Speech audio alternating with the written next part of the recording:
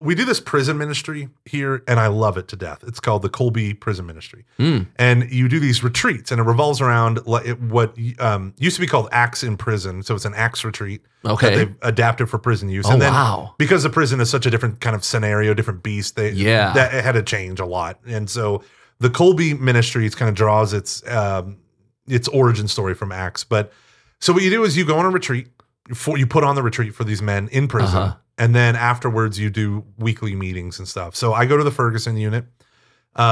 It's a maximum security men's prison. Technically, it's in the Diocese of Tyler, but it's like right on the border. And I was terrified, didn't want to go at all. I'm a homeschooler and a theology major from the suburbs, you know. Not a lot of street cred. Not zero street cred. And you don't look like Father Mike. No. I remember one day my mom said, "Hey, when you go to the prison, how many guards do they have in the chapel with you?" And I said, "1," and she sits in the back. And my mom goes, "1? She?" You know, and just freaks out. But I'll never forget showing up for the thing, and I didn't want to go, and they told them I was scared of them, and that was awesome. And they told them my name, so that's fun.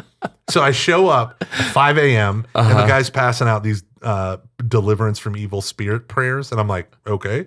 And we pray it, and I go, why are we praying this? And they said, well, the Satanist group found out we're coming, and they've been like cursing us and all this stuff. And I just remember looking at this and looking up being like, don't tell my wife. Do not tell my wife. And then there's this big red sign right before you go through the last locked gate, past the main point of security. And it says, and I remember I was so tired. I had to get up at 4, drive the hour there. It said, no hostages will be permitted past this point. Thank you, Department of Texas Criminal Justice, whatever. And I'm staring at that. I'm like, why would someone take a hostage and bring it inside the prison? And then as I'm walking through the gate and it's shutting behind me, I go, oh, no, if I become a hostage, they're not going to let me out. And they're telling me as I'm going in, like, hey, buddy, this is it. No one's gonna ransom you for 12 pizzas and a helicopter. Like, you're stuck. And I remember being like, oh, dear Lord, I'm walking under. But it ended up being the greatest, one of the greatest moments of my life, including my wedding, my birth of my kids, way better. I'm just kidding. But it's just this like crazy, amazing experience. And I went back year after year. And I was the guy who did the Q&A. Like, hey, all these people are asking questions, you know. And the first set of impromptu Q&As are like, why do you worship a cracker? You know, and why do you worship Mary? And why do you have the Pope and all this stuff?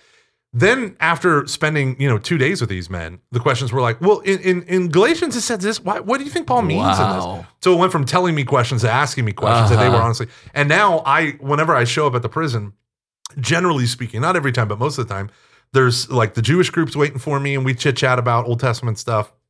The Protestant chaplain's assistants, who are the inmate guys, I can't remember their title, field ministers. They're there and they're like, listen, we just had to study on Gnosticism. Can you tell me what Gnosticism is? And I'm like, can I? And so, and it's fun. And then we just do a lot of Q&As, and I give a talk on whatever topic.